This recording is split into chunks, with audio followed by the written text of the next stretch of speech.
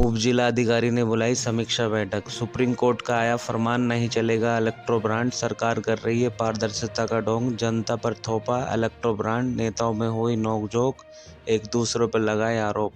कांग्रेस बसपा रालोद ने की मांग, पारदर्शिता और बैलेट पेपर से होगा चुनाव। कराया जाए, क्या क्या एहतियात बरते जाएं, उस विषय के तौर पर जनप्रतिनिधियों को आमंत्रण दिया और मीटिंग का संपन्न हुआ। उनके अनुपस्थिति में, उप जिलाधिकारी के अनुपस्थिति में तहसीलदार महोदय ने अपनी जिम्मेदारी निभाई। अब मिलते हैं हम यहाँ के उपस्थित जनप्रतिनिधियों से। हमारे अधिवक्ता जितेंद्र पांचाल जी, जो कांग्रेस के प्रतिनिधि भी हैं, आपको रूबरू करा रहे हैं इनके वक्तव्य से। जी, आपका नाम? मैं जितेंद्र पांचाल, एडवोकेट जी, राष्ट्रीय अध्यक्ष इंदिरा गांधी विचार मंच। जी, आज प्रशासनिक मीटिंग थी जी, जिसमें हम लोगों को पार्टी की ओर से जी, आमंत्रित किया गया था जी, और हमने यही अपेक्षा प्रशासन से की है कि जो आगामी चुनाव है लोकसभा का 2024 का आम चुनाव, जी, उसमें पूरी ट्रांसपेरेंसी और निष्पक्षता हो जी, और किसी भी तरह का कोई वायलेंस ना हो। हम चाहते हैं शांतिपूर्वक निष्पक्षता से चुनाव हो, पूरी पारदर्शिता के साथ। जी, यही बात हमने मीटिंग में रखी है जी, और हमें उम्मीद है कि प्रशासन निष्पक्षता पूर्ण इस चुनाव को कराएगा। जी, और चूंकि हमें आशंका है, ये आशंका हम मीडिया के माध्यम से बता रहे हैं कि सत्तारूढ़ दल, जी, चूंकि ये अपने इंटेलिजेंस से जान चुका है कि वे चुनाव हार रहे हैं जी, और आज पूरे देश में जो इंडिया गठबंधन है और कांग्रेस पार्टी के नेतृत्व में जो आज ये संगठन बना है, उसका पूरा जयकारा पूरे देश में हो रहा है। क्योंकि कल आप लोगों ने देखा होगा कि परत दर परत जो सत्तारूढ़ दल है, नरेंद्र मोदी सरकार है, उसके वे सब घोटाले और करप्शन और अनियमितताएं खुल रही हैं। कल माननीय सर्वोच्च न्यायालय ने एक आदेश पारित किया है, जो इलेक्टोरल बॉन्ड की व्यवस्था, एक कानून इलेक्शन कमीशन पर पॉलिटिकल पार्टीज पे थोपा गया था, उसका खंडन और उसको पूरी तरह से एक काला कानून भारत के सर्वोच्च न्यायालय ने बताया है और उसका खंडन करते हुए सरकार से स्पष्टीकरण मांगा है, सरकार को फटकार भी लगाई।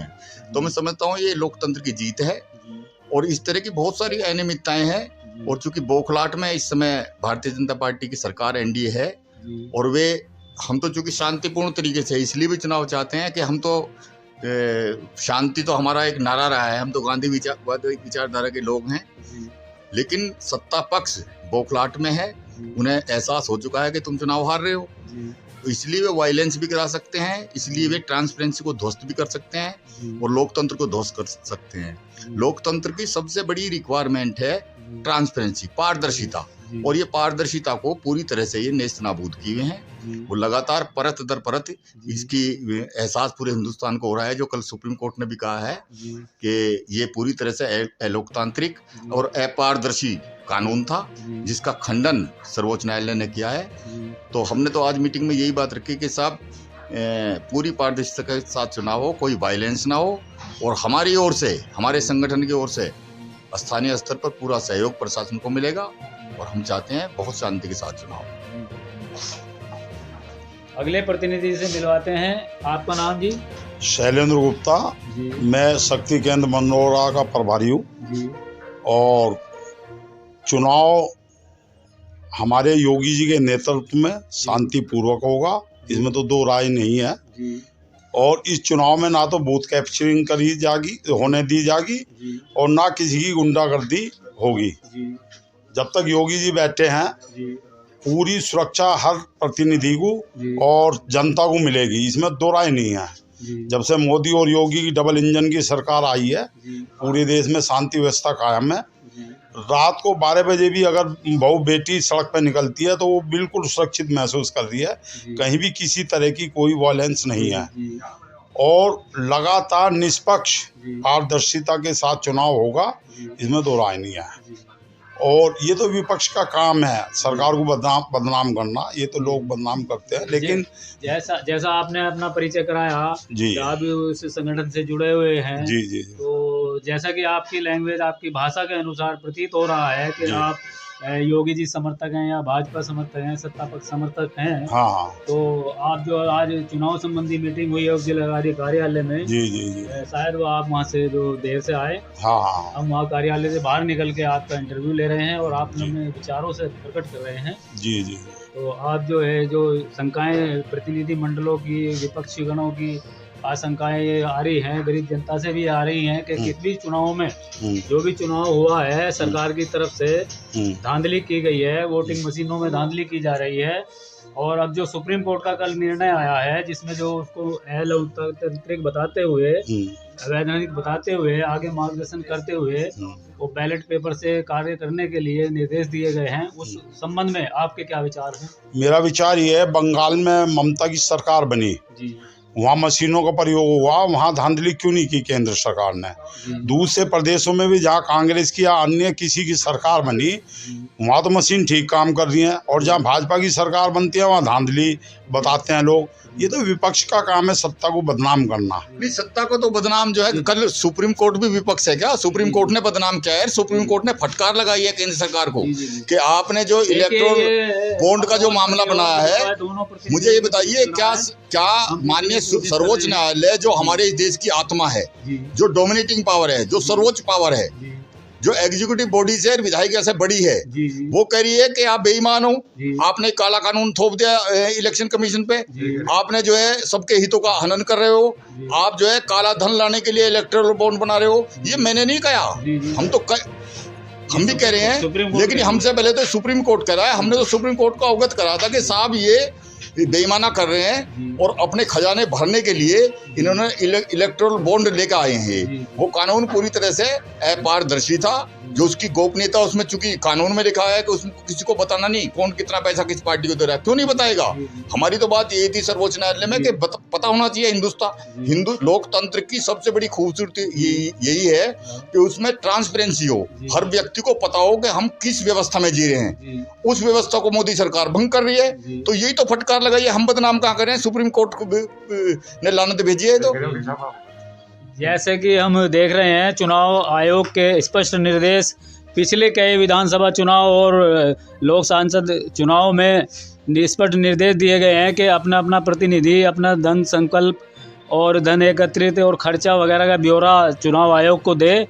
उसी के तहत कुछ आरोपित विपक्षी गण ने आरोप लगाए सरकार पक्ष पे कि ये सच छुपाया जा रहा है और सुप्रीम कोर्ट में जाना पड़ा। तो सुप्रीम कोर्ट ने गत दिवस जो ये जजमेंट दिया है और उसको अवैधानिक बताते हुए और प्रतिनिधि से पूछते हैं कि क्या इसका संकल्प जाएगा? भाई जो धांधली करेगा मोदी जी बख्शेंगे नहीं, उसकी ईडी जांच करा के निष्पक्ष जांच कराई जाएगी और जो दोषी पाया जाएगा, जो गलत कानून होगा उसे हटाया जाएगा और उसे सही तरीके से काम कराया जाएगा। और एक बात मैं और आपको बता दूं, मोदी योगी हैं तो यहाँ जो है भाजपा की ही सरकार बनेगी। 400 के पार इस बार निश्चित रूप से लोकसभा में भाजपा के सांसद पहुंचेंगे और एक तरफा बहुमत से जो है सरकार बनेगी। ये फाइनल है। जैसे हम प्रतीत कर रहे हैं कि आप जो हैं और आपका गंतव्य है, आपका स्टेटमेंट है कि जो धांधली होगी उसके प्रति जांच कार्रवाई की जाएगी। अभी ये आने वाला चुनाव सर पर है, तो आपको क्या प्रतीत हो रहा है कि सरकार के निर्देश हो सकते हैं जांच के, और जांच के जब तक जांच कार्रवाई होगी तब तक चुनाव संपन्न होंगे या नहीं? निष्पक्ष जांच होगी और निष्पक्ष तरीके से चुनाव संपन्न होंगे और ये निश्चित है निष्पक्ष चुनाव के बाद जो है 400 से पार भाजपा सरकार निष्पक्ष बहुमत से आएगी और मोदी जी दोबारा से प्रधानमंत्री देश के बनेंगे। चलते हैं अगले प्रतिनिधि के पास। मैं रामकिशोर, पूर्व विधानसभा अध्यक्ष बीएसपी। अगर हमारे शैलेंद्र गुप्ता जी और अब हमारे बता रहे हैं कि हम 400 पार जाएंगे, अगर ये 400 पार जा रहे हैं तो ये अलग अलग छोटे छोटे ईडी बिठा के, ईडी का डर दिखा के या अलग अलग छोटे दलों को जैसे आरएलडी को अपनी तरफ करने का प्रयास कर रहे हैं, बिहार में अपनी तरफ सरकार बदलने का। अभी जब कोई अफवाहों का बाजार होता है कहीं ना कहीं उसमें सच्चाई भी होती है। कोई कह रहा है कि 25 करोड़ में विधायक को खरीद लिए गए हैं या खरीद रहे हैं, खरीदने का ऑफर दिया गया है। कोई जब शुरुआत होती है थोड़ा बहुत तो सच्चाई भी होती है उसमें।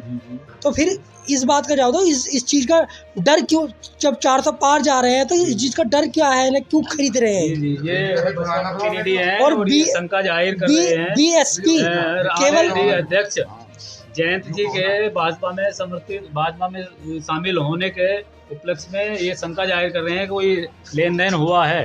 केवल बीएसपी एक ऐसी पार्टी है जिसके पास विपक्ष में सबसे मजबूत वोट बैंक है जी, सबसे मजबूत वोट बैंक आज भी बीएसपी के पास है जी।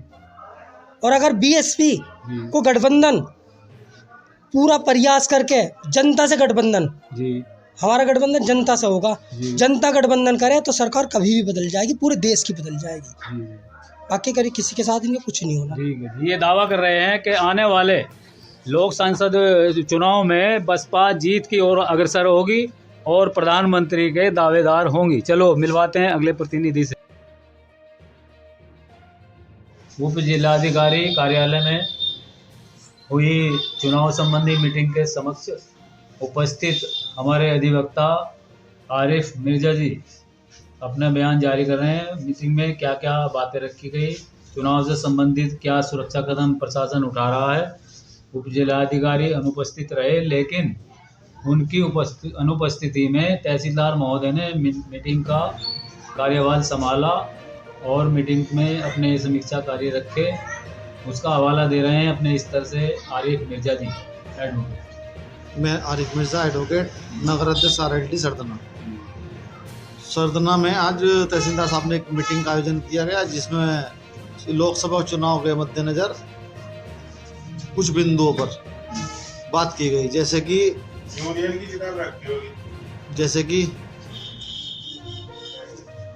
बूथ जो हैं सरदना में, जगह जगह पर बूथ हैं, जैसे सेंट चार्ल्स के अंदर 4-5 महलों के बूथ हैं, उसको हमने कहा कि सर वहाँ पे 2 बूथ करे जाने, जिसकी वजह से यदि एक बूथ पे झगड़ा हुआ तो 3 बूथ ऑटोमेटिकली डिस्टर्ब होंगे, उससे चुनाव प्रभावित होगा। के पब्लिक स्कूल है, इसका बूथ जो कमरा नौबान है स्पेशल में, कमरावान का शुरू से ही बूथ अंदर मस्जिद में ही लगता था। उसके लिए कहा गया सर जहाँ पहले लगता रहा था उसे वहीं कर दिया जाए। के पब्लिक के अंदर वो बेलदारान वाला है, जैसे जैन कॉलेज है, चंद्रशेखर है, काफ़ी बूथ ऐसे हैं जो एक समस्या का बहुत बड़ा कारण बनते हैं चुनाव में। दूसरा, एक जो विकलांग व्यक्ति हैं सरदना के अंदर, उनके लिए एक व्यवस्था की जाए पोलिंग बूथ तक जाने की, वोट डालने की, उनके लिए अलग से लाइन की व्यवस्था होनी चाहिए। प्रशासन पूरी तरीक़ा से निरपेक्ष चुनाव कराया जाए, किसी के कोई दबाव में ना हो। ये चीज़ आज तहसील महोदय साहब को अवगत कराया गया। जी, हमें अधिवक्ता आरिफ मिर्जा जी ने अवगत कराया क्या क्या बातें मीटिंग में रखी गई, और अपनी तरफ से इन्होंने मांग की गई कि जहां झगड़े की संभावना है या जो है कि गर्माहट वाले केंद्र हैं और अव्यवस्था के केंद्र बने हैं, जिससे संबंधित के पब्लिक स्कूल और दूसरा कौन सा केंद्र बताया, सेंट चार्ल्स है, जैन कॉलेज है, लोकप्रिय है, चंद्रशेखर है, चंद्रशेखर आज़ाद, लोकप्रिय इंटर कॉलेज और खंड विकास कार्यालय, जितने भी जो है ये केंद्र अव्यवस्था के केंद्र रहे हैं। पहले भी इन्हीं बूथ पे झगड़े हुए। जी, इन बूथों को देखते हुए पिछले कार्यकाल कप्तान साहब को, SPRA साहब को, CO साहब को, पूरे प्रशासन को दिक्कत होती है उससे। पहले चुनाव में हुए झगड़ों को देखते हुए आगे व्यवस्था सुचारू रूप से रखी जाए और उनमें त्वरित कार्रवाई की जाए। आपको अवगत कराने के लिए हमारे चैनल की तरफ से धन्यवाद।